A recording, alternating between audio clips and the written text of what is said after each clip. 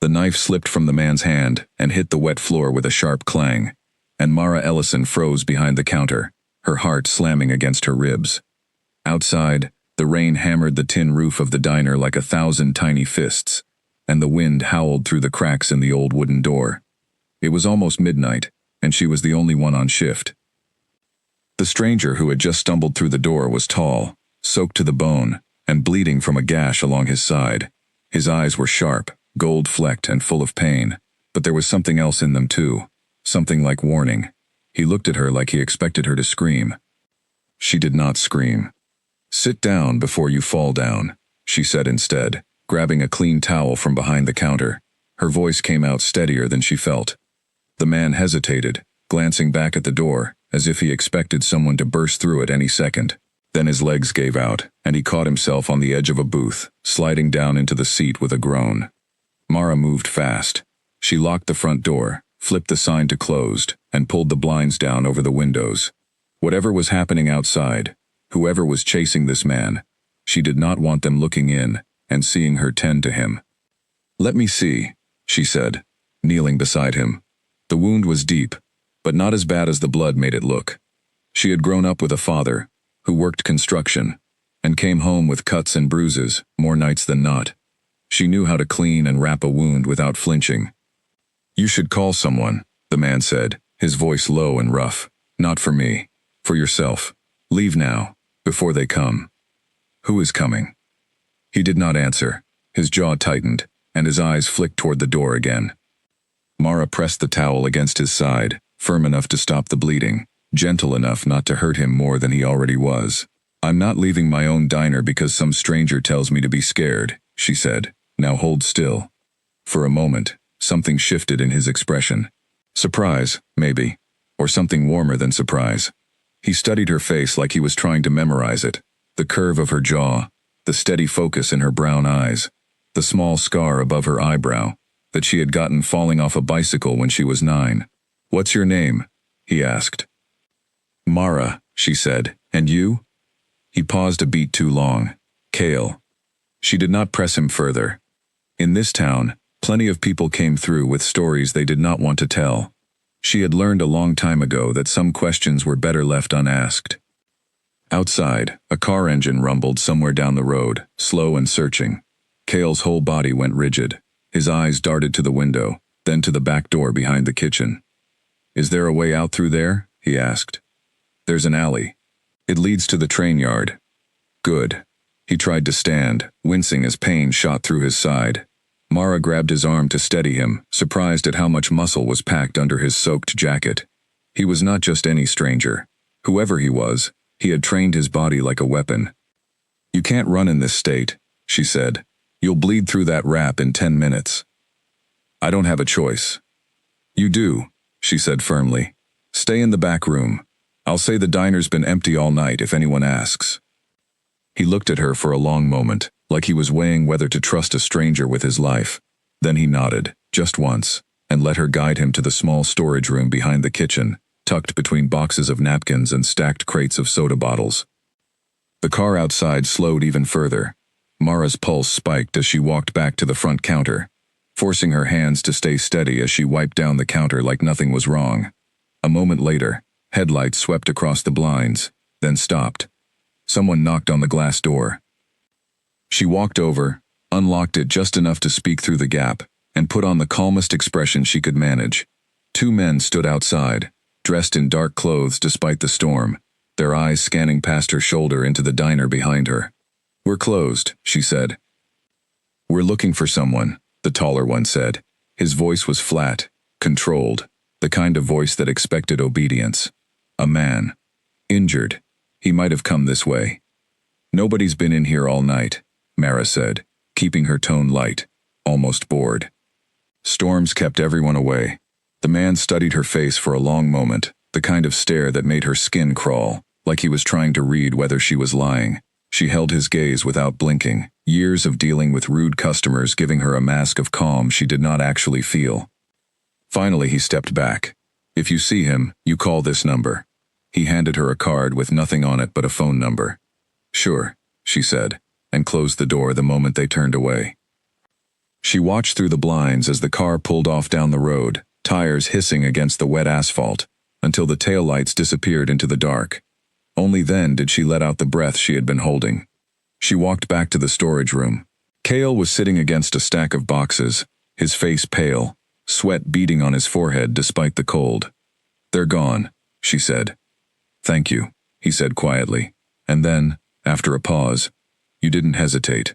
Most people would have handed me over." Most people didn't have a father who taught them not to trust men who show up asking questions with that tone, she said, kneeling beside him again to check the wound. "Who are you running from?" "People who think they own me," he said. It was the most he offered, and she did not push further. She stayed with him through the night, changing the wrap on his wound twice, bringing him water, and the last of the soup from the kitchen. He barely spoke, watching her with quiet, careful eyes, like he was trying to solve a puzzle he had not expected to find that night. Near dawn, when the rain had softened to a drizzle and the sky outside had begun to turn pale gray, he finally spoke again. "I have to go before it's light," he said. "It isn't safe for you if I stay. You can barely walk. I'll manage." He tried to stand, and this time, though his face tightened with pain, he stayed upright. "Mara, I won't forget this." "You don't owe me anything," she said. "Just don't get yourself killed out there."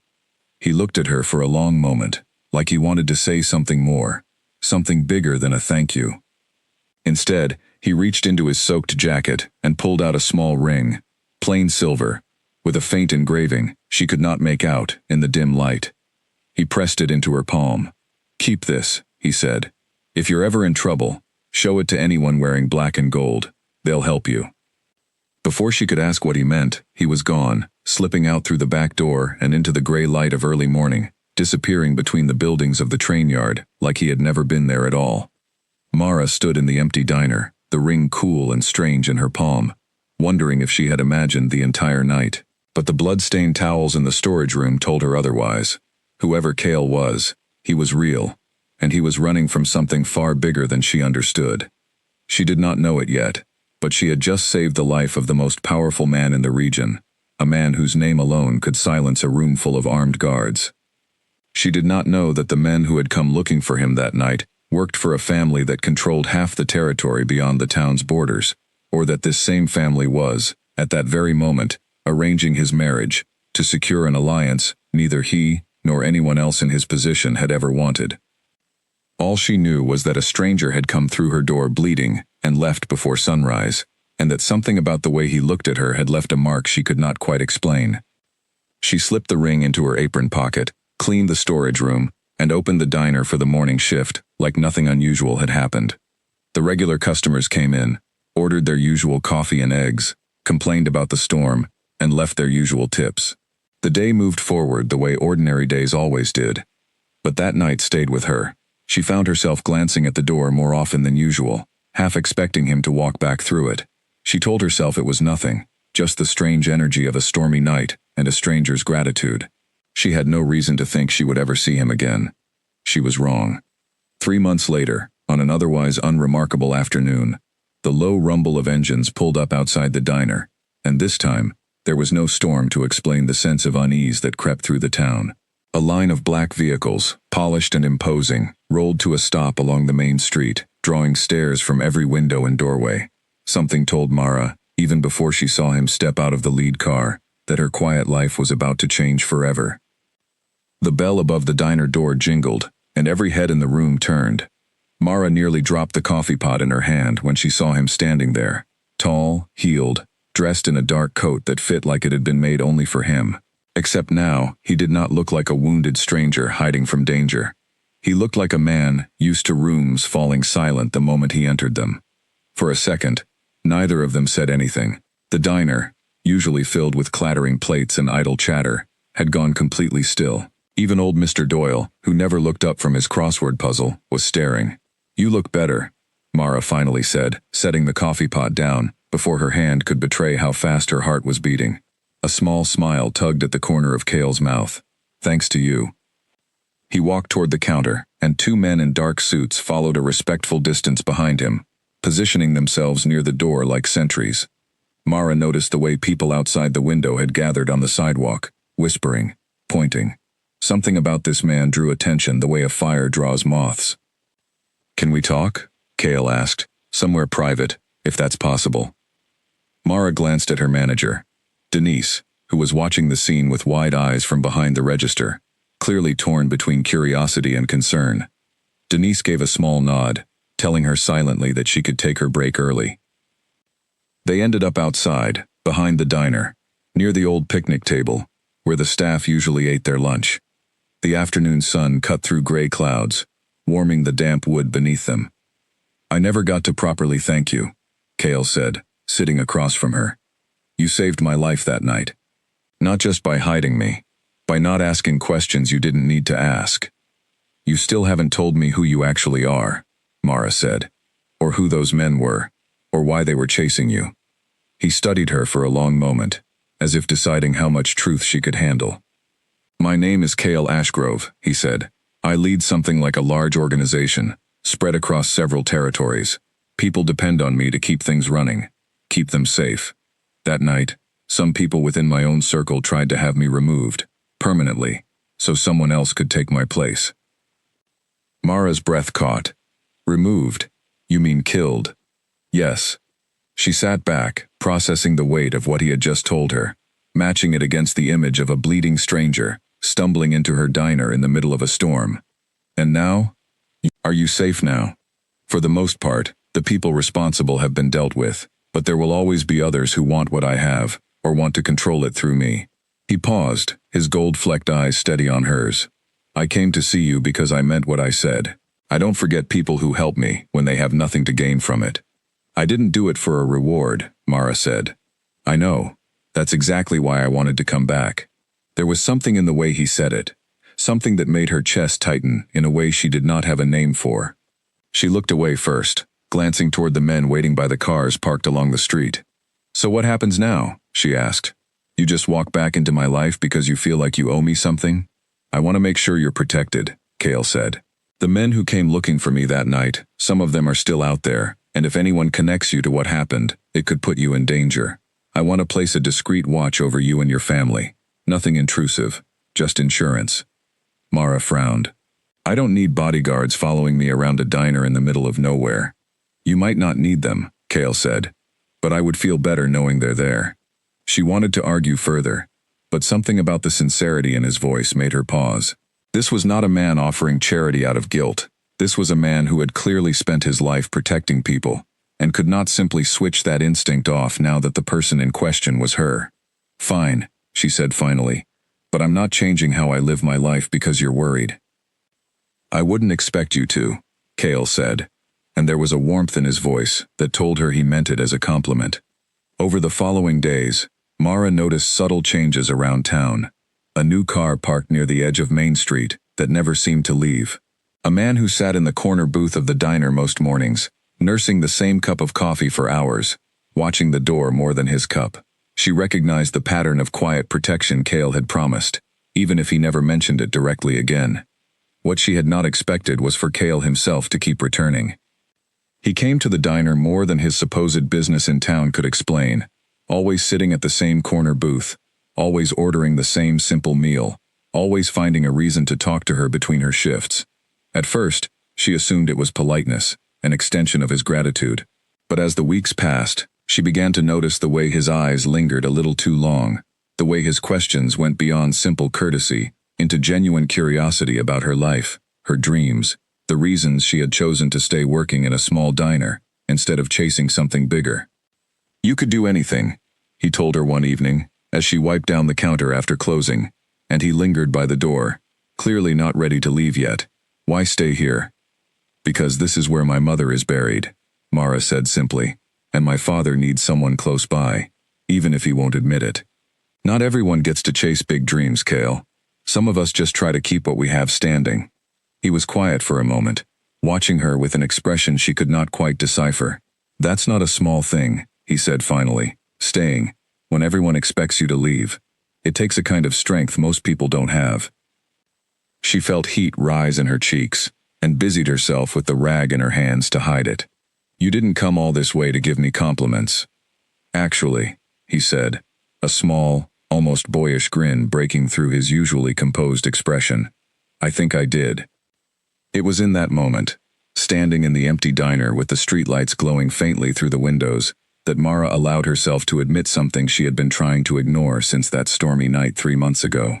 There was something between them, something that had nothing to do with debts or gratitude, and everything to do with the quiet, undeniable pull she felt whenever he was near. But before she could explore what that meant, the bell above the door jingled one final time that night, and a woman stepped inside, her presence immediately commanding the room, in a way that made even Cale straighten slightly where he stood. She was tall, dressed in an elegant coat that clearly cost more than everything in the diner combined, her dark hair pulled back in a severe, polished style. Her eyes swept over the room with cool, calculating precision before landing on Cale, and then, with unmistakable disdain, on Mara. "So this," the woman said, her voice smooth but edged with something sharp, "is where you've been disappearing to." Cale's expression shifted instantly, the warmth from moments before replaced by something guarded and formal. "Lyra, I didn't know you were in town." "Clearly," Lyra said, her gaze flicking back to Mara with an assessment that felt like being measured and found lacking in the span of a single glance. "We have matters to discuss. Alone."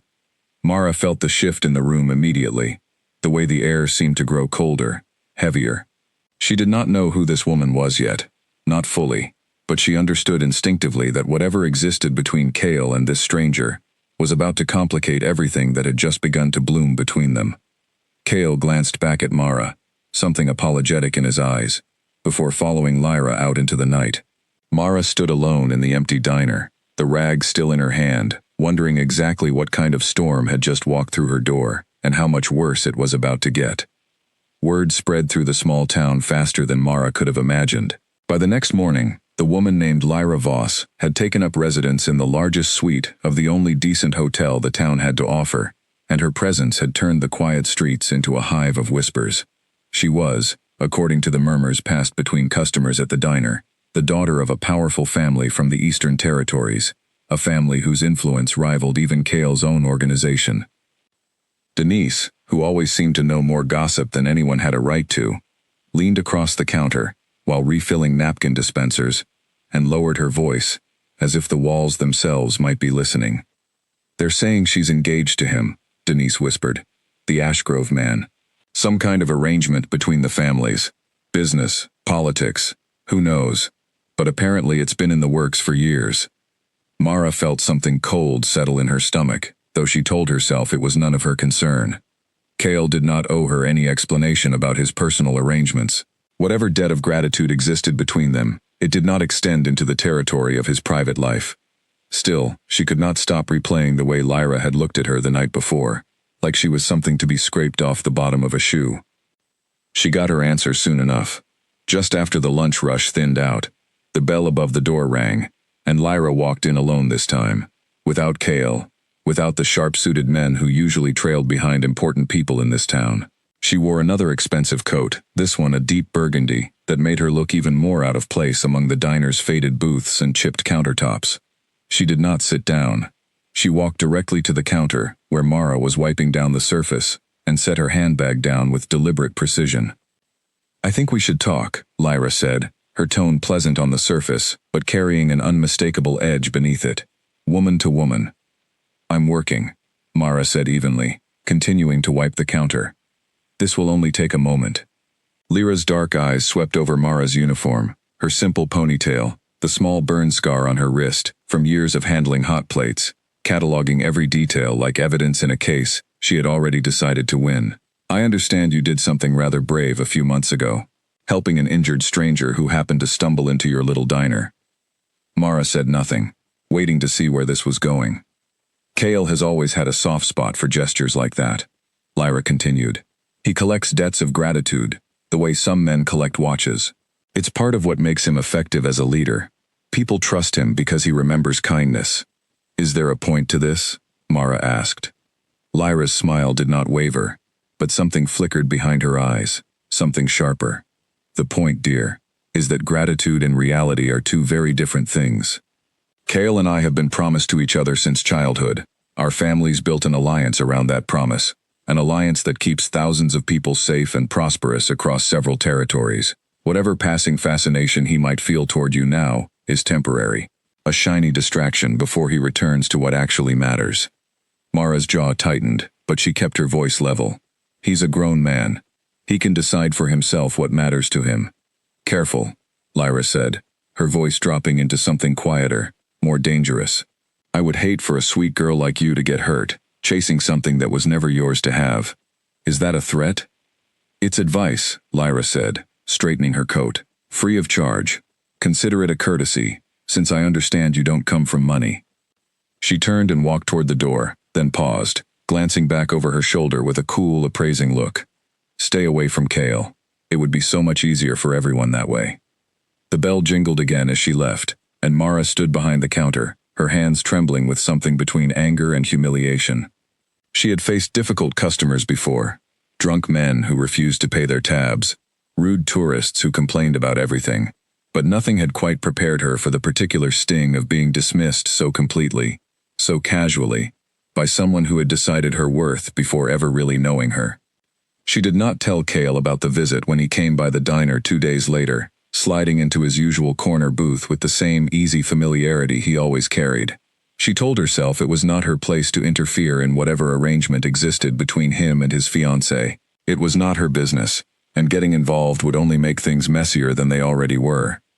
But Kale noticed something was different in the way she carried herself, a certain guardedness that had not been there before. He asked, watching her closely as she set his coffee down. Nothing, she said, forcing a smile. Just a long shift. He did not push, though his eyes lingered on her a moment longer than necessary, as if he could sense she was hiding something. Instead, he changed the subject, telling her about a meeting he had that afternoon with regional leaders, about the tedious politics of managing territories that stretched further than she could imagine. She listened, grateful for the distraction, and slowly, the tension in her shoulders eased. It was nearly closing time when Lyra returned, this time with Kale already seated at his usual booth. She walked in like she owned the place, her heels clicking sharply against the tile floor, and made her way directly toward him without so much as a glance at Mara. There you are, Lyra said, sliding into the booth across from him without invitation. I've been looking for you all afternoon. We have the dinner with the council tonight, and you still haven't approved the seating arrangement. I told you I'd handle it, Kale said, his tone carrying a note of weariness that suggested this was a familiar conversation. You always say that, and then it falls to me to fix everything at the last minute. Lyra's eyes flicked toward Mara, who was clearing a nearby table, and something calculating passed over her expression. Perhaps you're too distracted these days to remember your responsibilities. Lyra, I'm simply making an observation, she said, her voice sweet but pointed. You've been spending an awful lot of time in this diner lately, for a man who claims to be so busy. Mara kept her eyes down, focusing on stacking dirty plates, trying to make herself invisible in a conversation that clearly was not meant for her ears, yet somehow revolved entirely around her presence. That's enough, Kale said, his voice quieter now, but carrying an unmistakable firmness that made Lyra's expression tighten. Fine, she said, standing abruptly. I'll expect you at the estate by 7. Don't be late. Appearances matter tonight, more than usual. She left without another word, though as she passed by the table where Mara stood, she paused just long enough to speak in a voice low enough that only Mara could hear. You should really consider a different job, Lyra murmured. Somewhere far from here. Mara did not respond, gripping the stack of plates tightly enough that her knuckles went pale. She waited until Lyra had left the diner entirely before setting the dishes down, her hands finally steady again. Kale, who had not heard the exchange, called her over once the door had closed. I'm sorry about that, he said. Lyra can be intense. It's not personal. It felt pretty personal, Mara said before she could stop herself. Something shifted in Kale's expression, concern replacing the tired resignation from moments before. What did she say to you? It doesn't matter. It matters to me, he said, his voice firm enough that she looked up, surprised by the intensity in his gold-flecked eyes. Mara, whatever she said, I need you to know, it doesn't reflect how I see you. You don't need to explain anything to me, Mara said, though her voice wavered slightly. You're engaged. That's your business, not mine. It's complicated, Cale said quietly. "The arrangement between our families was made before I was old enough to have a say in it. It was meant to secure peace between two powerful territories that once fought bitter wars against each other. I've spent my whole life being told that my personal wishes come second to what keeps thousands of people safe." Mara softened slightly, hearing the weight behind his words, the exhaustion of a man who had never been allowed to choose his own path. "That doesn't sound like much of a life." "It isn't," he admitted. "Not until recently." The way he looked at her when he said it left no room for misunderstanding, and for a long moment, neither of them said anything at all. The quiet diner, holding the weight of an unspoken truth, neither was quite ready to name aloud. But somewhere across town, in the polished halls of the estate Cale's family kept for visiting dignitaries, Lyra sat before her father's portrait, her jaw tight with fury, already making calls to loyal contacts within her family's network, setting into motion a plan that would ensure the waitress causing her so much inconvenience would not remain a problem for very long. The following week brought an unusual quiet to the diner, the kind of stillness that made Mara uneasy rather than relieved. Lyra had not returned, and Cale's visits had grown shorter, more distracted, as if the weight of his obligations had begun pressing down harder than before. She told herself it was simply the demands of his position pulling him elsewhere, but a small, persistent worry lingered at the back of her mind. It was Denise who first mentioned the town gathering, a yearly celebration held in the town square to mark the founding of the settlement, complete with food stalls, music, and speeches from local officials.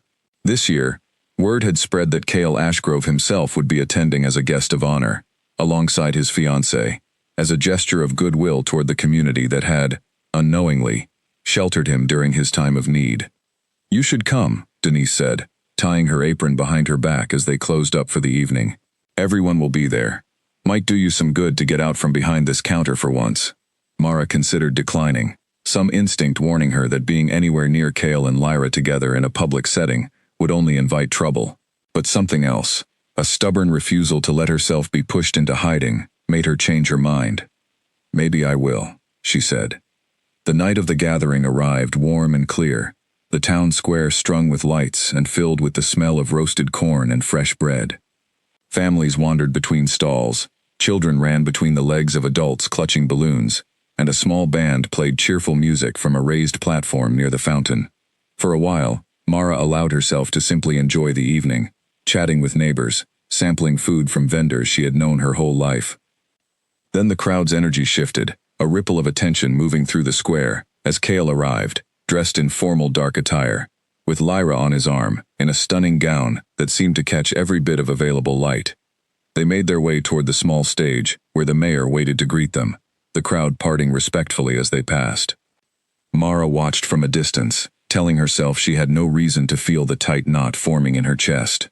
This was exactly the kind of image she had expected, the two of them together, poised and polished, exactly the picture Lyra had described days earlier in the diner. The formalities passed quickly, the mayor delivering a short speech thanking Cale for his generosity toward the town, though Mara noticed he mentioned nothing specific about what had happened months ago. Whatever official story existed about Cale's connection to this place, her role in it had clearly been left out entirely. After the speeches concluded, the crowd dispersed back into casual mingling, and Mara found herself drifting toward one of the food stalls, hoping to avoid drawing any attention. She nearly succeeded until a familiar voice stopped her cold. "Well, isn't this a surprise?" Lyra stood a few feet away, having apparently slipped away from Cale's side, while he spoke with a cluster of local officials. Up close, her expression carried none of the polished warmth she had shown moments earlier for the crowd. Her eyes were sharp, assessing, and unmistakably hostile. "I didn't realize waitresses attended events like this," Lyra said, her voice pitched just low enough to avoid drawing attention from passers-by, but sharp enough to cut. "It's a public event," Mara said evenly. "Anyone can attend." "How charming." Lyra stepped closer, close enough that Mara could smell expensive perfume, mixed with something colder underneath. "I thought I made myself clear the last time we spoke." "You did," Mara said. "I chose to come anyway. This is my town too." Something flashed across Lyra's face, a flicker of genuine anger breaking through her polished composure. "You think this is some kind of game, don't you?" A charming little story, where the waitress wins the heart of the powerful man, and everyone lives happily ever after. I don't think anything, Mara said. I came to enjoy an evening with my neighbors, that's all. Is it? Lyra's hand shot out, gripping Mara's wrist tightly enough to leave a mark, her nails digging into skin. Because from where I stand, it looks like you've been doing everything possible to insert yourself into a life that was never meant for someone like you. Let go of me, Mara said, trying to pull her arm back, but Lyra's grip only tightened. Listen carefully, Lyra hissed, her composed mask slipping entirely now, revealing something colder and more desperate underneath. Whatever fantasy you've built in your head, it ends now. Kale belongs to my family, to an alliance that has kept peace across territories for generations. You are nothing but a temporary distraction, and temporary distractions have a way of disappearing when they become inconvenient. I said let go. Or what? Lyra's laugh was sharp, humorless. What exactly do you think you can do? That was the moment Kale appeared, having noticed his fiancée's absence, and followed the direction she had disappeared in, only to find her gripping Mara's wrist with a look of barely controlled fury on her face.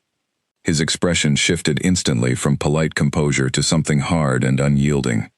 Lyra, let go of her, now. Lyra's grip loosened immediately, though her expression remained defiant, even as she released Mara's wrist. I was simply having a conversation. That's not what it looked like, Kale said, his voice low, but carrying an authority that made several nearby guests glance over, despite the noise of the celebration around them. He turned to Mara, his eyes softening with concern, as he took in the red marks already forming on her wrist.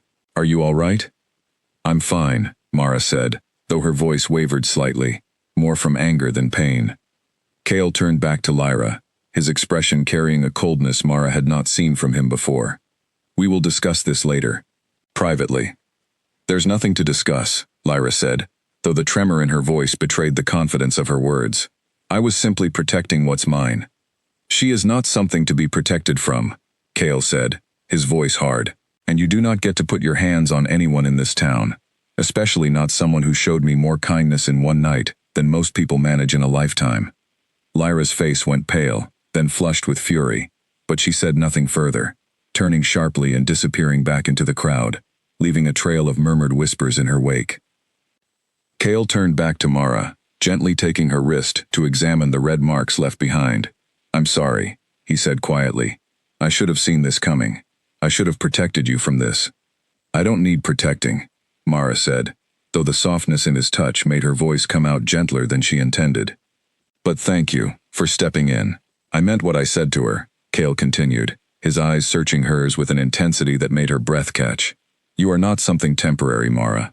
Whatever this is between us, it's not nothing to me.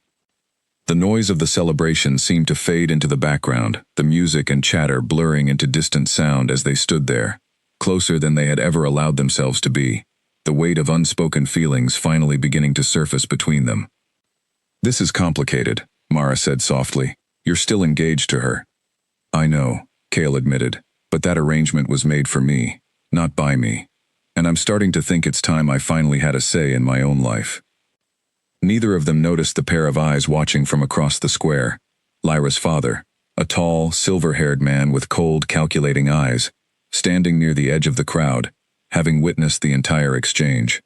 His expression carried none of his daughter's emotional volatility, only a quiet, dangerous calculation, the look of a man already recalculating the pieces on a board he had spent years carefully arranging.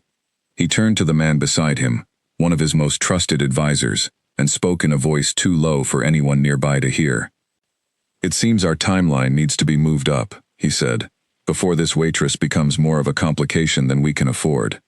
The days following the town gathering brought a strange calm, the kind that Mara had learned to distrust. Lyra had not returned to the diner, and the whispers around town had shifted from curious gossip to something more cautious, as if people sensed a storm building somewhere just beyond view. Kale visited less frequently now, always with an air of distraction, always glancing toward the windows as though expecting trouble to arrive uninvited. You've been different, Mara said one evening, as she wiped down the counter after the last customer had left. Kale sat in his usual booth, though tonight he seemed to fold into himself more than usual, his shoulders carrying a weight she had not seen before. There's been movement within Lyra's family, he said finally. Her father has requested an urgent meeting. Something about accelerating certain arrangements between our territories. The wedding? Mara asked, keeping her voice carefully neutral, though the word tasted bitter on her tongue. Among other things, Cale admitted, there are rumors of instability along the eastern borders. Her father claims that finalizing our alliance quickly would send a strong signal to anyone considering testing our combined strength. Do you believe that? Cale was quiet for a long moment, his eyes distant. I don't know what to believe anymore. Something about the timing feels wrong, but I don't have proof of anything. Just instinct. Mara set down her rag and leaned against the counter, studying him carefully. What does your instinct tell you? That someone is moving pieces. I can't see yet, he said, and that whatever happens next, I need to be careful, not just for myself. His eyes lifted to meet hers, carrying an unmistakable weight of concern. For you too. Before Mara could respond, the bell above the door rang, and one of Cale's guards stepped inside, his expression tense. Sir, there's a call for you. Urgent. Cale excused himself, stepping outside to take the call, leaving Mara alone, with a knot of worry tightening in her stomach. When he returned a few minutes later, his face had gone pale, his jaw set in a hard line she had not seen before. What happened? She asked. There's been an incident at the northern checkpoint, he said. One of my patrol units was ambushed. Several men injured, one missing entirely. He ran a hand through his hair, frustration and worry warring across his features. This isn't random. Someone is testing our defenses, probing for weaknesses. Do you think it's connected to what happened to you before, the night you came here? I don't know, he admitted, but the timing is too convenient to ignore. Over the following days, Cale became consumed by the growing tension along the borders, his visits to the diner becoming rare, brief moments snatched between meetings and crisis management. Mara understood, even as a small, selfish part of her mourned the loss of the easy warmth they had begun building together. Whatever was happening, it was bigger than either of them, and she knew better than to add to his burdens by voicing her own worries. It was during one of these quiet, lonely evenings that her father, Ronan, a weathered man with kind eyes and calloused hands from years of construction work, sat her down at their small kitchen table after she returned home from her shift. You've been carrying something heavy, he said, watching her carefully as she picked at the dinner he had prepared. You want to tell me what it is? Mara hesitated, unsure how much to share. Her father had always been a steady, grounding presence in her life, but the world she had stumbled into over the past few months felt too large, too dangerous, to bring into their small, safe home. It's complicated, she said finally. Complicated how?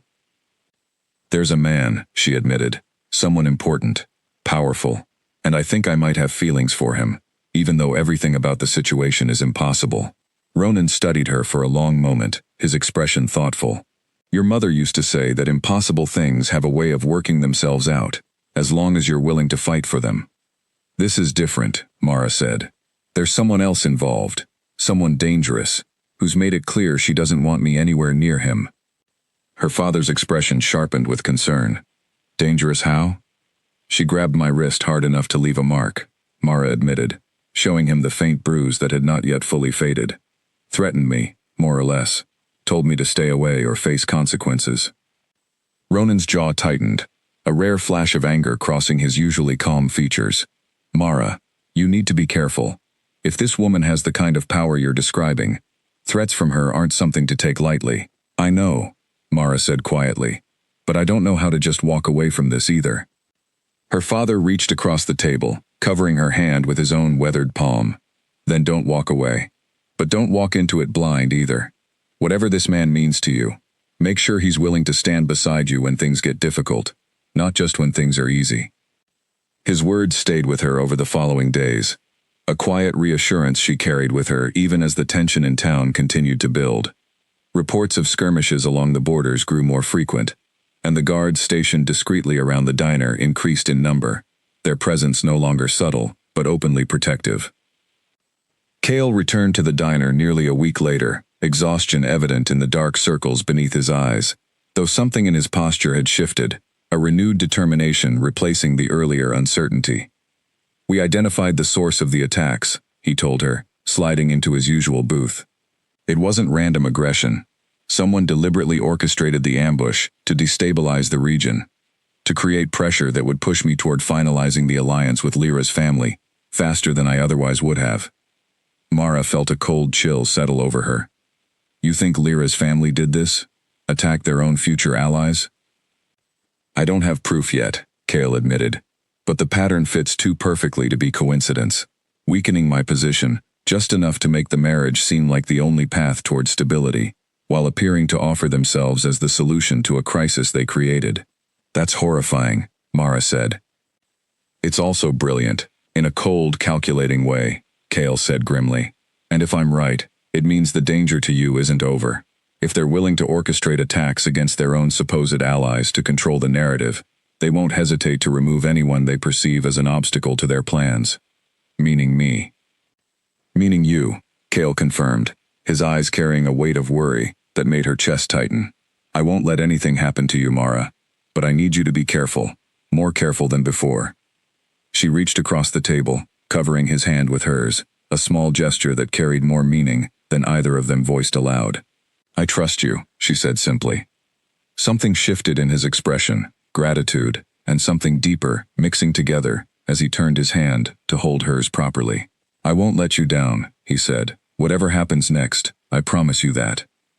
Outside, unseen by either of them, a figure lingered in the shadows across the street, watching the diner with careful, patient eyes, already relaying details of the conversation to a voice on the other end of a phone line, a voice that belonged to Lyra's father, who listened with growing satisfaction as his carefully constructed plan continued to unfold exactly as intended.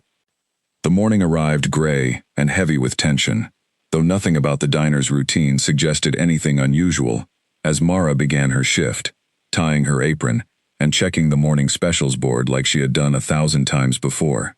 It was Denise who noticed the black car parked directly across the street, its tinted windows giving no indication of who sat inside, watching.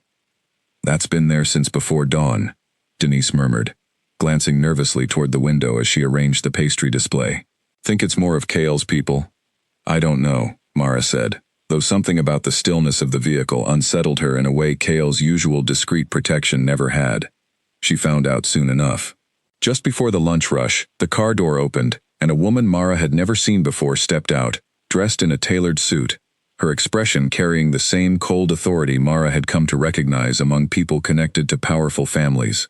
She walked into the diner with deliberate purpose, taking a seat at the counter directly across from where Mara stood. Coffee, please, the woman said, her voice smooth and businesslike. And a moment of your time, if you don't mind. Mara poured the coffee carefully, her instincts on high alert. What can I do for you? My name is Corinne, the woman said. I work for Aldrich Voss, Lyra's father. The name sent a spike of adrenaline through Mara's chest, though she kept her expression carefully neutral. I don't believe we've met. No, but I know quite a bit about you, Corinne said, stirring sugar into her coffee with unhurried precision. Mr. Voss wanted me to deliver a message, privately, away from prying eyes. I'm listening. He understands that you've become entangled, however innocently, in matters far beyond your understanding, Corinne continued. He wants to offer you a solution, a generous one. What kind of solution? Corinne reached into her bag and slid a folded document across the counter, along with a check that made Mara's breath catch when she glimpsed the number written on it. Relocation assistance, a new start, somewhere far from here. New name if you prefer.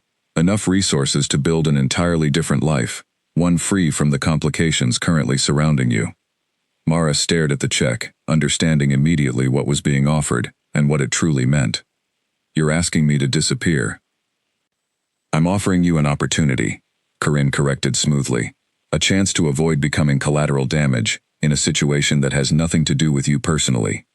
And if I refuse? Corinne's expression did not change, though something colder flickered behind her eyes. Then I hope, for your sake, that you understand exactly what kind of forces you'd be choosing to stand against. Mr. Voss is a patient man, but patience has limits, especially when the stability of entire territories hangs in the balance. Mara pushed the check back across the counter, her hands steady, despite the fear coiling in her stomach. Tell Mr. Voss I'm not for sale, and neither is my life. Something almost like respect flickered across Corinne's expression, before it disappeared behind professional composure once more. I'll relay your response, she said, standing, and leaving a generous tip beside her untouched coffee. I hope, for your sake, that you don't come to regret this decision. She left without another word, the black car pulling away moments later, leaving Mara standing behind the counter, with her heart pounding, and her hands trembling with a mixture of fear and defiant anger. She told Cale everything that evening, watching his expression darken with each detail she shared. By the time she finished, his jaw had tightened into a hard line, his eyes carrying a cold fury she had never seen from him before. He sent someone to bribe you, Cale said, his voice low and controlled, though the anger beneath it was unmistakable, to make you disappear quietly, rather than confront the situation directly. I turned it down, Mara said, obviously. I know, Cale said, reaching across the table to take her hand firmly in his. But this confirms what I suspected. Aldrich Voss orchestrated the border attacks, and now he's trying to remove any obstacle standing between his daughter and the alliance he's spent years building. What are you going to do? I need proof, Cale said, enough to bring before the regional council, enough to expose exactly what he's done, without triggering an all-out conflict between our territories. Accusations without evidence will only give him room to paint me as paranoid, unstable, unfit to lead. How do you find that kind of proof?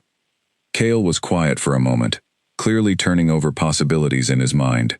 I have people I trust, investigators who have served my family for generations. I'll have them dig deeper into the financial trails connected to the border attacks. If Voss orchestrated this, there will be a trail somewhere, no matter how carefully hidden. And until then? Until then, I need you to be careful, Cale said, his eyes carrying a weight of worry that made her chest tighten. I'm going to increase the guard around the diner, and I want you to avoid traveling anywhere alone, especially after dark. Mara nodded, though a stubborn part of her rebelled against the idea of living in fear within her own hometown. I won't hide, Cale. I refuse to let that woman, or her father, dictate how I live my life. I'm not asking you to hide, Cale said gently. Just to be smart. There's a difference between courage and recklessness, and I need you to understand that difference matters to me, because you matter to me. The sincerity in his voice softened the defiant edge in her chest, and she found herself squeezing his hand in return. I understand, she said. I'll be careful. But I won't stop living my life. That's all I ask, Cale said, a small, tired smile, finally breaking through the tension of the conversation. Over the following days, an uneasy rhythm settled over the town, the discreet guards around the diner becoming slightly less discreet, their watchful presence a constant reminder of the danger lurking beneath the surface of everyday life. Mara continued working her shifts, continued smiling at regular customers, and pouring coffee with steady hands, refusing to let fear dictate her behavior, even as her heart raced every time the bell above the door rang unexpectedly. Cale's investigators worked quietly in the background, following financial trails and gathering testimonies from witnesses connected to the border attacks. Slowly, methodically, a picture began to emerge, one that painted Aldrich Voss not as a concerned ally seeking stability, but as a calculating man, willing to sacrifice lives and manufacture crises to secure his family's permanent grip on power through his daughter's marriage. Meanwhile, Lyra herself seemed to sense the tide shifting beneath her, her visits to town growing more frequent and increasingly desperate. She cornered Mara one final time outside the diner during a quiet afternoon, her composed mask finally cracking entirely, to reveal something raw and frightened beneath the cold exterior she usually presented to the world. You don't understand what you're dealing with, Lyra said, her voice trembling slightly, betraying an emotion Mara had not expected to see from her. My father does not lose. He has never lost, not once in his entire life. If you continue standing in the way of this alliance, he will not simply offer you money to disappear next time. Is that a warning, or are you genuinely afraid of your own father? Mara asked, studying the flicker of vulnerability crossing Lyra's expression. Lyra's jaw tightened, and for a moment, something almost human flickered behind her cold eyes. You don't know what it's like, growing up as a piece on someone else's chessboard. Every decision about your life made before you're old enough to understand what's being decided. This alliance isn't just business to me. It's the only path my father has ever allowed me to walk. That's not my fault, Mara said, her voice softening slightly despite herself. And it's not a reason to threaten someone else's life, to protect a path you didn't choose either. Lyra said nothing for a long moment, something unreadable passing behind her eyes before her expression hardened once more, retreating back behind its familiar cold composure. Watch yourself, she said finally, before turning and walking away, leaving Mara standing alone, with a strange, unexpected pang of sympathy mixed with lingering wariness. She did not know it yet, but that brief, unguarded moment of vulnerability from Lyra would become important sooner than she expected, as the carefully constructed web of lies surrounding the border attacks began to unravel far faster than Aldrich Voss had ever anticipated. The town hall had never seen so many people gathered under its roof, the annual harvest banquet drawing not just locals but representatives from surrounding territories, all invited to witness what Aldrich Voss had publicly framed as a celebration of unity between his family and Cale's organization. Long tables draped in white cloth stretched across the hall, candles flickering against polished silverware, and a quiet orchestra played somewhere near the back, its melody almost drowned beneath the murmur of important conversations. Mara had not planned to attend, but Cale had insisted, telling her privately that her presence mattered more than she realized, that whatever happened tonight, he wanted her standing where she could see the truth unfold with her own eyes. She wore a simple dark green dress, borrowed from Denise, feeling entirely out of place among the silk gowns and tailored suits surrounding her, though she held her chin high, refusing to let the unfamiliar setting shrink her presence. Lyra spotted her almost immediately upon entering the hall, her expression flickering with surprise before settling into something colder, more calculated. She crossed the room with practiced grace, stopping directly in front of Mara with a smile that did not reach her eyes. "I didn't realize invitations extended quite this far," Lyra said, her voice carrying just enough volume to draw the attention of nearby guests. "Cale invited me," Mara said simply, refusing to be baited into a public argument.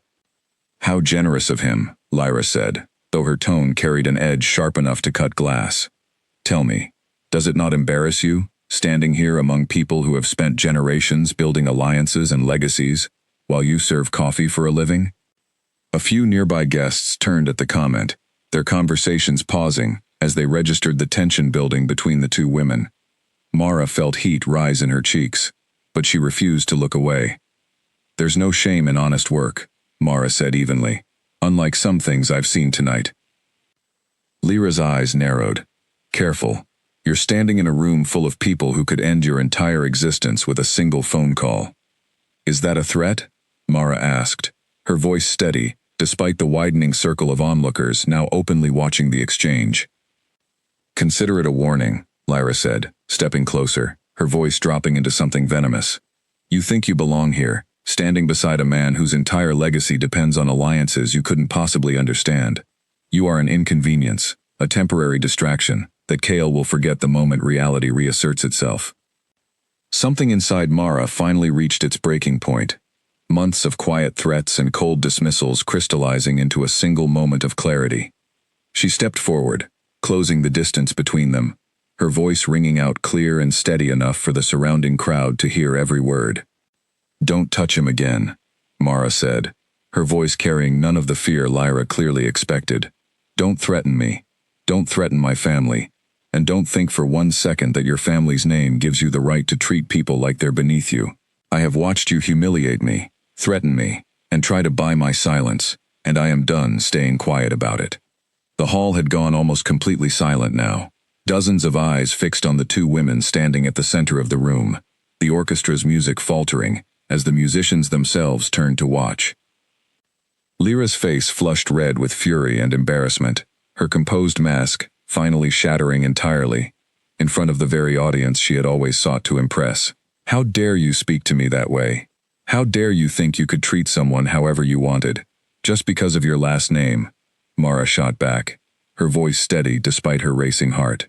"Cale deserves better than someone who builds their entire identity around cruelty and control." "You know nothing about what Cale deserves," Lyra snapped, her voice rising sharply enough to draw gasps from nearby guests. "I know he deserves someone who doesn't orchestrate attacks against innocent people just to force a marriage into happening faster," Mara said, and the words landed like a physical blow, silence rippling outward across the hall, as guests exchanged startled, confused glances. Lyra's face went pale, her composure crumbling entirely, as her eyes darted toward the entrance where her father stood, having just arrived, his expression frozen in cold, calculating fury, as he registered exactly what had just been said in front of witnesses from every major territory in the region. Cale appeared at Mara's side then, having crossed the room the moment tensions had escalated, his expression carrying a steel resolve that silenced any lingering murmurs among the crowd. "She's telling the truth," he said, his voice carrying easily across the now completely silent hall. "I have evidence, gathered over the past several weeks, proving that the border attacks were deliberately orchestrated to manufacture a crisis and force this alliance forward on an accelerated timeline." Aldrich Voss stepped further into the hall, his expression carefully composed, despite the sudden shift in atmosphere. "These are serious accusations to make in a room full of witnesses, Cale. I would be careful about damaging alliances built over generations with baseless claims." "They're not baseless," Cale said, nodding toward one of his advisors near the entrance, who stepped forward carrying a sealed folder. "Financial records, communications intercepted from your own network, and testimony from 2 of the men involved in the ambush, who have already confessed to receiving payment, directly traced back to accounts controlled by your organization." The color drained from Aldrich's face, though he maintained his composure with visible effort. "This is an outrageous fabrication." "Is it?" Cale asked, his voice cold and steady. "Because I've already shared copies of this evidence with the regional council, and they've agreed to convene an emergency session tomorrow morning to review everything in detail." A murmur spread through the crowd, shock and disbelief rippling from table to table, as guests began whispering among themselves, the carefully constructed image of unity shattering in real time before their eyes. Lyra stood frozen, staring between her father and Cale, something breaking visibly behind her eyes as the full weight of the situation settled over her. "Father," she said quietly, her voice barely audible, "is this true?" Aldrich did not answer immediately, his silence more damning than any words could have been. Lyra's expression crumbled entirely, years of carefully maintained composure dissolving into raw, unguarded devastation. "You used me," she whispered, staring at her father with an expression of dawning horror. "You orchestrated an attack that nearly killed him, just to force this marriage forward faster." "Everything I have done has been for the good of this family," Aldrich said sharply, though his voice carried the first hints of desperation. "For your future, for the stability of our territories." "You almost got him killed," Lyra said, her voice rising with genuine anger now, directed entirely at her father for the first time. "And you were prepared to let me marry a man under false pretenses, built on a lie you constructed to manipulate us both." The hall remained frozen, every guest witnessing the complete unraveling of an alliance that had, moments before, seemed unshakable. Cale stepped forward, his expression carrying no satisfaction in the moment, only quiet resolve. "The council will decide what consequences follow from tonight's revelations," Cale said, addressing the room at large. "But I want to be clear, to everyone gathered here, that whatever happens next, my personal choices moving forward will not be dictated by arrangements built on manipulation and violence." He turned to Mara then, his eyes carrying a warmth that cut through the tension filling the hall, and reached for her hand, holding it firmly in front of everyone present, a silent declaration that needed no further words to make its meaning clear. Aldrich Voss stood frozen for a moment longer, his careful calculations crumbling in real time before the assembled representatives of every major territory in the region, before turning sharply and striding out of the hall, his footsteps echoing against the sudden, heavy silence he left behind him. Lyra remained standing alone near the center of the room, tears finally breaking free down her carefully composed face, the mask she had maintained for years finally, completely gone, revealing nothing but exhaustion and grief underneath. The days following the banquet passed in a blur of urgent meetings and formal proceedings, the regional council convening exactly as promised to review the evidence Cale had presented. Mara found herself pulled into a world entirely foreign to her, sitting in waiting rooms outside council chambers while Cale testified, while investigators presented financial records, while witnesses confirmed accounts of payments traced back to Aldrich Voss's personal network.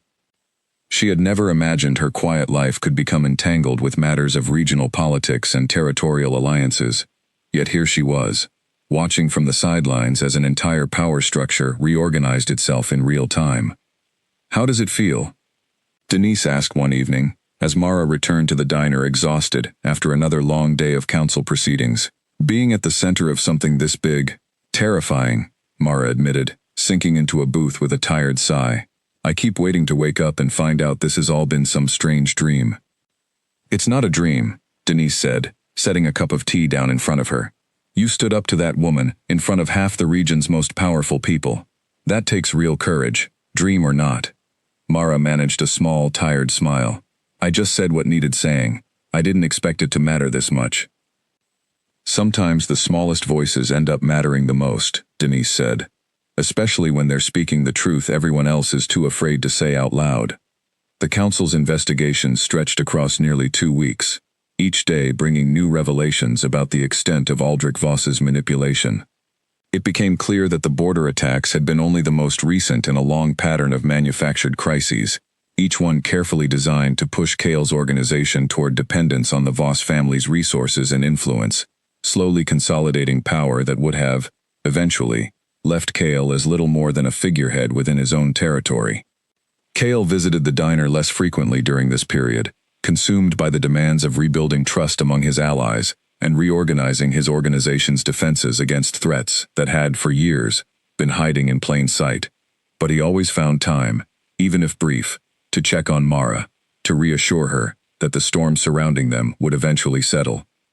"The council has reached a decision," he told her one evening, sliding into his familiar booth with visible exhaustion etched into his features. "Aldrich Voss has been formally removed from his position of authority within his family's territory. His holdings will be transferred to a council of elders until a suitable replacement can be determined." "And Lyra?" Mara asked, unable to suppress a flicker of concern for the woman who had caused her so much pain, yet whose final, devastating moment of clarity had stayed with her since that night. "She's cooperating fully with the investigation," Kale said. "It turns out she genuinely had no knowledge of her father's involvement in the border attacks. She's been offering testimony that has been crucial in confirming the timeline of events." "Do you think she'll be all right?" Kale studied her for a moment, clearly surprised by the genuine concern in her voice. "You're worried about her? After everything she put you through?" "She was manipulated too," Mara said quietly, "just in a different way than the rest of us. I don't excuse how she treated me, but I understand it a little better now." Something softened in Kale's expression, a mixture of respect and quiet admiration crossing his features. "That's a kind of grace most people wouldn't offer, given what she put you through." "Maybe," Mara said, "but holding on to anger toward her doesn't change anything that happened. It just keeps me stuck in it." Kale reached across the table, taking her hand gently. "You continue to surprise me, Mara Ellison, every single day." Their quiet moment was interrupted by the bell above the door, and both looked up to see Lyra standing in the entrance, looking smaller and more uncertain than Mara had ever seen her. Gone was the polished confidence, the expensive coats worn like armor. She wore simple clothes now, her hair loose around her shoulders, dark circles evident beneath her eyes. "I'm sorry to interrupt," Lyra said, her voice carrying none of its former sharp edge. "I was hoping I might speak with you both, if that's all right." Kale glanced at Mara, silently asking permission, and Mara nodded, gesturing toward the empty seat across from them. Lyra sat down slowly, folding her hands in her lap, clearly struggling to find the right words. "I wanted to apologize," she said finally, looking directly at Mara. "For everything. The threats, the cruelty, trying to buy your silence. None of that was fair to you, and I understand now that my anger was never really about you at all." "It's all right," Mara said softly. "It's not," Lyra said firmly, shaking her head. "I spent my entire life believing that my worth was tied entirely to this alliance, to fulfilling my father's plans. When you came along, representing a choice I never believed I was allowed to have, I lashed out, instead of confronting what that truly meant about my own life." "What will you do now?" Kale asked gently. Lyra managed a small, uncertain smile. "Honestly, I don't know yet. For the first time in my life, nobody is telling me what path I'm supposed to walk. It's terrifying, but it's also strangely freeing." If it means anything, Mara said, I think you're stronger than you realize. Standing up against your own father, even after everything, that took real courage. Lyra's eyes glistened with unexpected emotion. Thank you, she said quietly. That means more than you probably realize.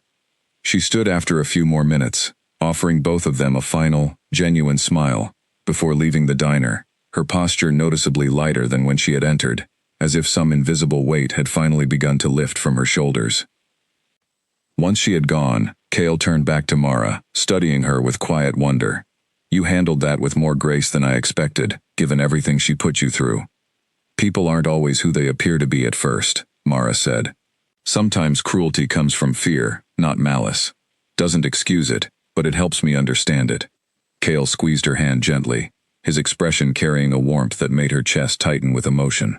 I've been thinking, he said carefully, about what comes next, for us. What do you mean?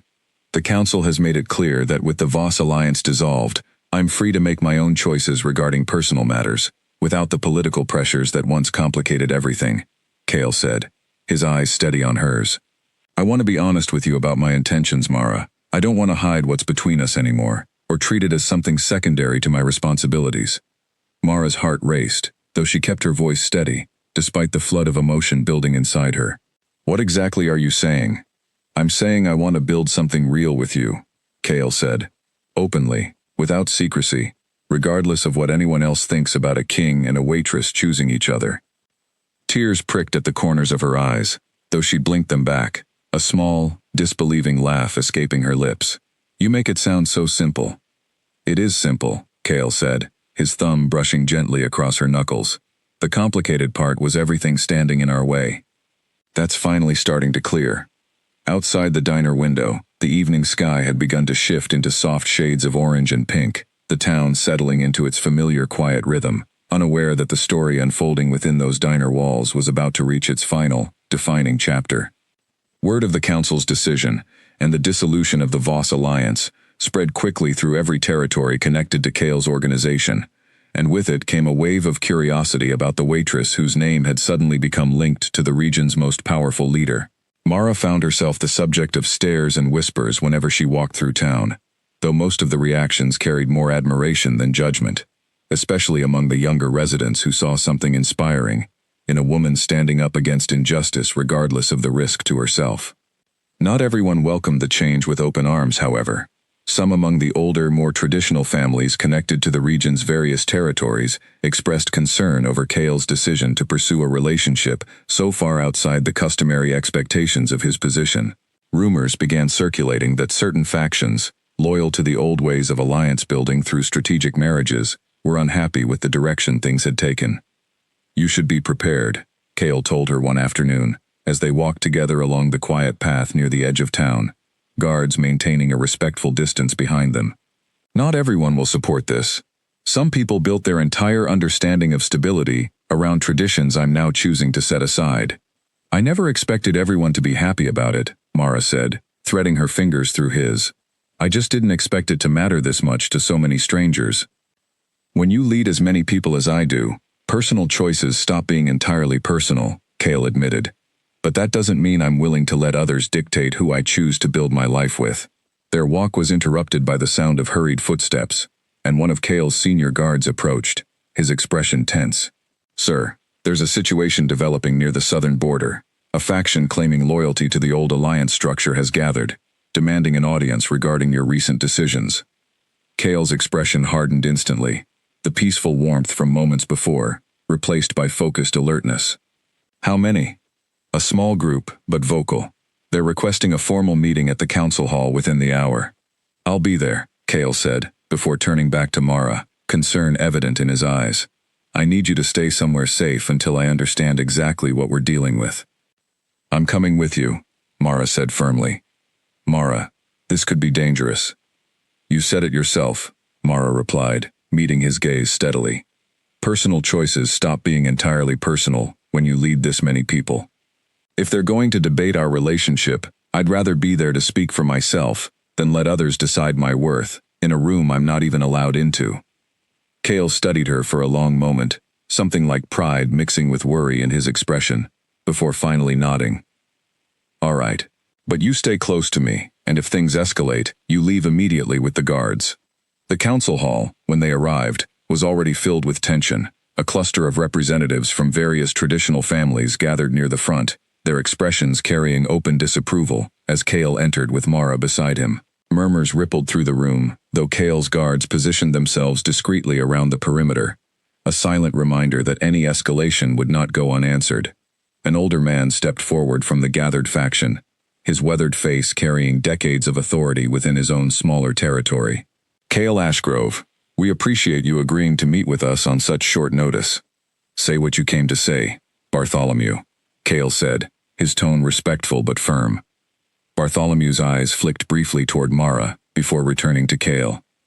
We understand the circumstances surrounding the Voss family's removal from power, and we do not dispute the necessity of that decision, given the evidence presented.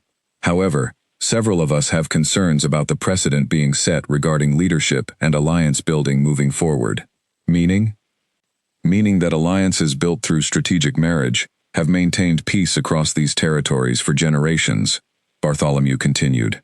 Abandoning that tradition entirely, in favor of a personal relationship with someone outside the established families, could destabilize the careful balance of power that took decades to build. A murmur of agreement rippled through the gathered faction, though Mara noticed several younger representatives near the back of the room, exchanging skeptical glances, clearly less convinced by Bartholomew's argument than the older generation standing at the front.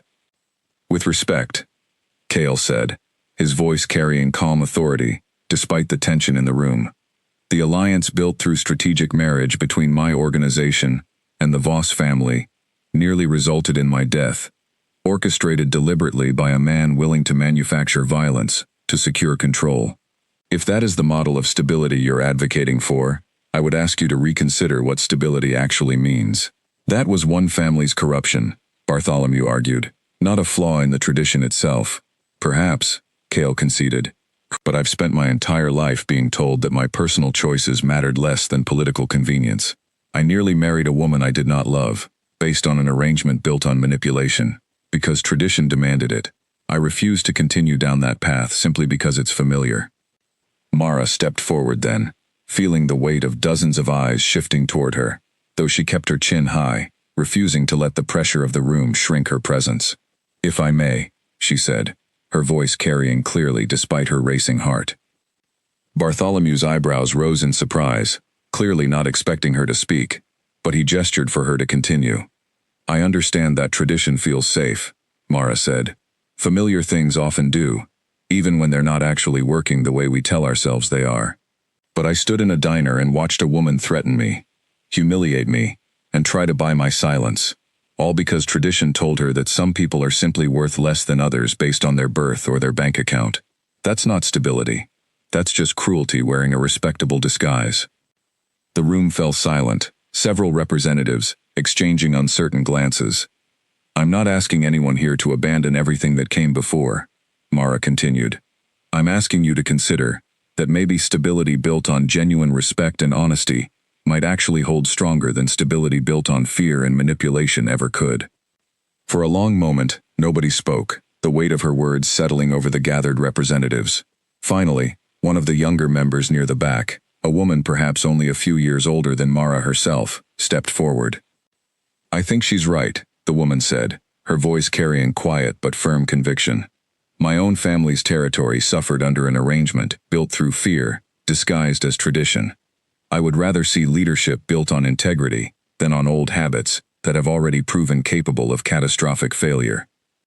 Murmurs of agreement began spreading through the younger representatives, and even a few of the older members exchanged thoughtful, reconsidering glances. Bartholomew's expression remained skeptical, but something in his posture suggested even he recognized the shifting mood within the room. This will require further discussion, Bartholomew said finally, though his tone had lost some of its earlier firmness. But perhaps there is room for the tradition to evolve, rather than remain rigid against circumstances that have already proven its weaknesses. Kale reached for Mara's hand as the meeting slowly dispersed, representatives breaking into smaller, quieter conversations among themselves, the tension that had filled the room upon their arrival gradually easing into something more thoughtful. more open to change. You just changed more minds in 5 minutes than I've managed in years of careful diplomacy, Cale murmured, admiration evident in his voice, as they finally stepped back outside, into the cool evening air.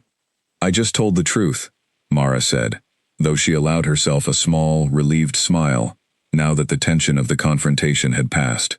Sometimes that's enough. It's more than enough, Cale said, pulling her gently into an embrace, right there in the open air, uncaring of who might be watching. It's exactly the kind of strength this region needs moving forward.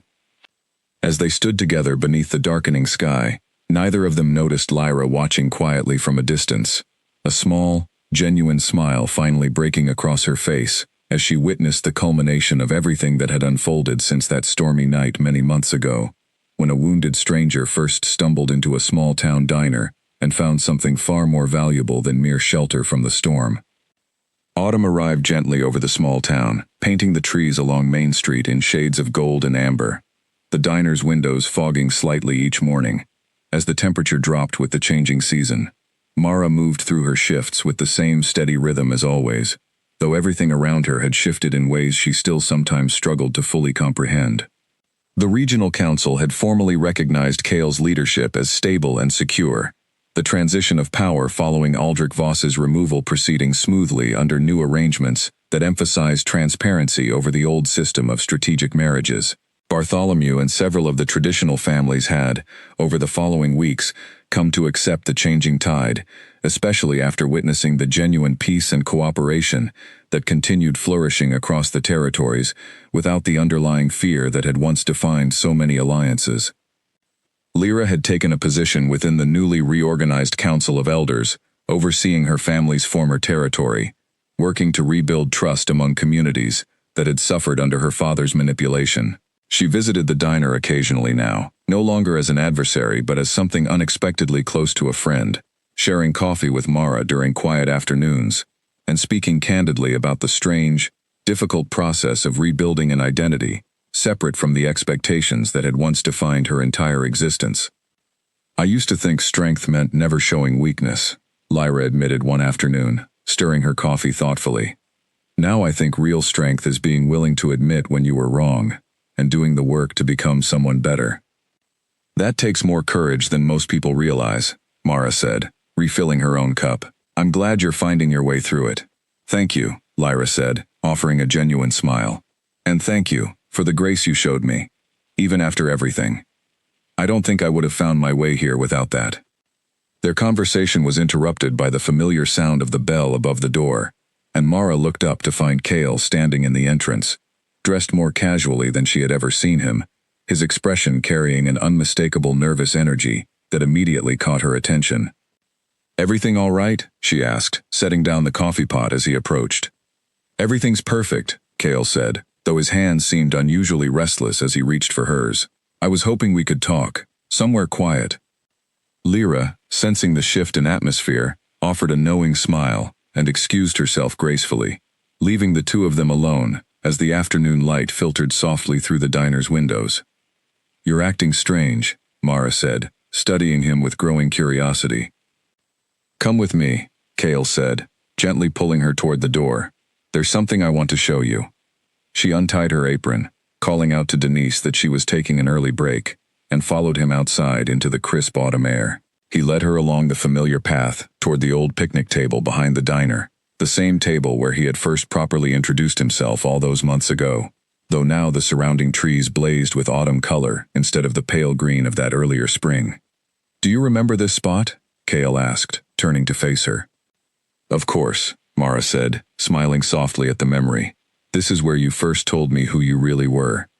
It's also where I first realized I didn't want to let you go, Cale admitted, his eyes carrying a vulnerability she rarely saw from him, even after everything they had shared together. I've spent my entire life being told who to be, what to want, which choices mattered, and which ones didn't. Meeting you, in the middle of a storm, hiding from people who wanted me gone, was the first time in years I felt like myself, instead of a role I was expected to play. Mara's breath caught as he reached into his coat pocket, retrieving a small velvet box that immediately made her heart race. I know traditions matter to a lot of people, Cale continued, his voice steady, despite the emotion evident in his eyes. But I've learned, over this past year, that the traditions worth keeping are the ones built on honesty and respect, not fear and obligation. I don't want an alliance built on political convenience. I want a partnership built on the kind of courage you showed me from the very first night we met. He opened the box, revealing a simple, elegant ring that caught the autumn light with quiet, understated beauty. Mara Ellison, Cale said, his voice carrying steady conviction, despite the vulnerability in his eyes. Will you build a life with me? Not as some political arrangement, not because either of our families require it, but because I genuinely cannot imagine a future that doesn't include you standing beside me. Tears welled in Mara's eyes as she looked between his face and the ring, the weight of everything they had endured together settling into a moment of pure, uncomplicated joy. Yes, she said, her voice breaking slightly with emotion. Yes, of course. Cale slipped the ring onto her finger, his hands trembling slightly with relief and happiness, before pulling her into an embrace that seemed to hold within it every difficult moment they had weathered together since that stormy night many months ago. Word of their engagement spread through town within hours, and by evening, the diner had filled with well-wishers, neighbors, and friends, eager to celebrate the unlikely, remarkable love story that had unfolded right in their midst. Denise cried openly behind the counter, insisting on serving free pie to every customer who came in to offer congratulations. Even Ronan, Mara's father, arrived with tears in his eyes, embracing Cale with a warmth that spoke volumes about how far their relationship had come since that first tense meeting. You kept your promise, Ronan said, his voice thick with emotion as he shook Cale's hand firmly. You stood beside her, even when things got difficult. I intend to keep standing beside her, Cale said, glancing toward Mara with a warmth that needed no further explanation. For as long as she'll have me. Lyra arrived later that evening, offering her congratulations with a genuine warmth that reflected just how far her own journey had carried her since those early months of bitter rivalry. I'm truly happy for you both, she said, embracing Mara with unexpected sincerity. Watching you fight for what mattered, even against impossible odds, taught me more about real strength than anything I learned growing up within my father's shadow. Thank you for saying that, Mara said, genuinely touched by the transformation she had witnessed in the woman who had once threatened her so coldly. And thank you for finding your own strength too. As the evening wore on, the diner filled with laughter, warm conversation, and the comfortable clatter of celebration among people who had, together, weathered a storm far larger than any of them could have anticipated when it all began, with a wounded stranger stumbling through a door on a rainy night. Mara stood near the window later that evening, watching the town she loved glowing warmly beneath the streetlights, Cale's arm wrapped securely around her shoulders as they looked out at the community that had witnessed their entire journey unfold from beginning to end. She thought back to that stormy night, to the fear and uncertainty that had defined those first frightening hours, and marveled at how far they had traveled since then. No regrets? Cale asked softly, watching her expression carefully. None at all, Mara said, leaning into his embrace with quiet contentment. Every difficult moment led us exactly here, and I wouldn't trade any of it, not even the hardest parts.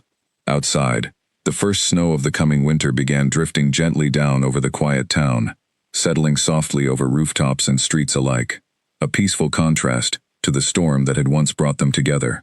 Inside the diner, surrounded by friends, family, and the community that had supported them through every trial, Mara Ellison and Cale Ashgrove stood together, finally free, to build the future they had both fought so hard to claim, a future built not on politics or obligation, but on genuine love, unwavering courage, and the simple, powerful truth that sometimes the most extraordinary stories begin in the most ordinary places.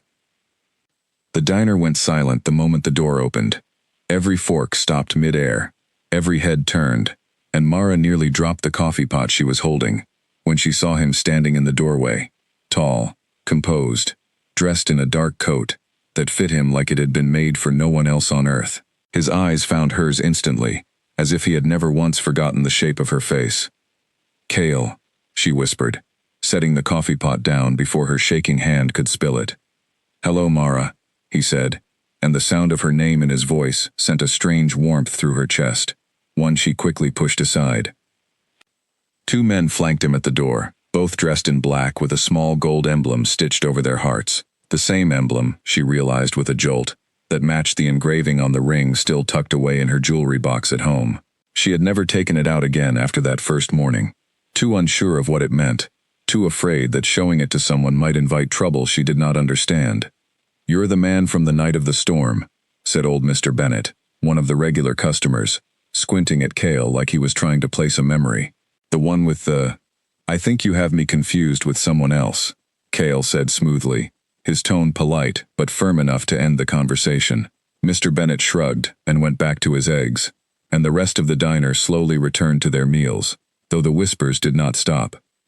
Cale walked to the counter, and Mara felt everyone's eyes on her back like a physical weight. "Can we talk somewhere private?" he asked quietly. She glanced at her manager, an older woman named Dana, who was staring at the black cars outside with wide eyes. Dana waved a hand toward the back room without being asked, clearly eager to know what was going on, but too intimidated to ask directly. Mara led Cale to the small office behind the kitchen, the same room she had hidden him in 3 months earlier. He looked around it for a moment, something like nostalgia flickering across his face. "You look well," she said, once the door was closed. "The wound healed?" "Thanks to you," he said. "I never got the chance to properly repay you." "You don't owe me anything," she said, echoing her words from that night. "I told you that already." "I'm not the kind of man who forgets a debt," he said, "especially not one like this." She studied him more closely now, in the daylight, without the fear and adrenaline of that stormy night clouding her judgment. He carried himself differently than any man she had ever met. A stillness in his posture that suggested authority without needing to raise his voice. A calm control that seemed almost unnatural. "Who are you, really?" she asked. "Those men outside, that symbol. You're not just some ordinary traveler who got hurt in a fight." Cale was quiet for a moment, weighing how much to tell her. "My name is Cale Ashgrove," he said finally. "I lead a large network of people, spread across several territories north of here. People sometimes call me the Alpha King." The words did not fully register at first. Mara had heard the term before, mostly as rumor and legend passed between truckers and travelers who came through town with wild stories about powerful families ruling remote regions with iron discipline and ancient traditions. She had never taken it seriously. "You're joking," she said. "I wish I were," he said, and something tired flickered behind his eyes. "The men who attacked me that night were working for a rival family, trying to weaken my position before an important alliance could be finalized. If they had succeeded, it would have caused chaos across several territories. And you're telling me this because you saved my life without knowing any of it," he said, "and because I intend to keep my promise to you, whether you want it or not." Mara crossed her arms, unsure whether to feel flattered or unsettled. "What promise?"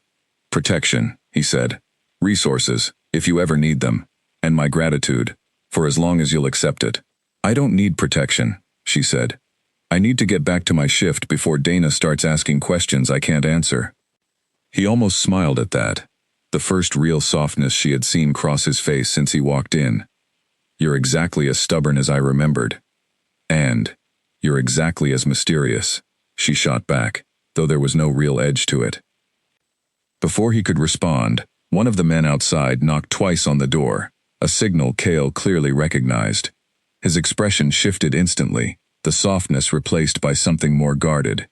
"I have to go," he said, "but I'll be staying nearby for a while.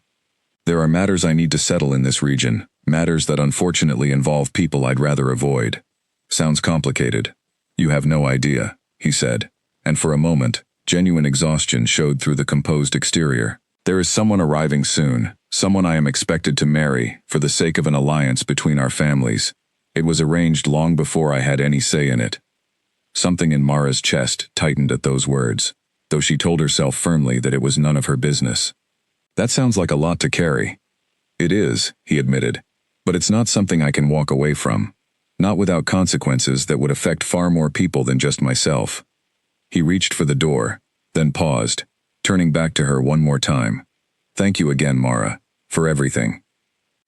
Just try not to bleed on any more diner floors," she said, and this time he actually laughed, a low, surprised sound that seemed to catch even him off guard.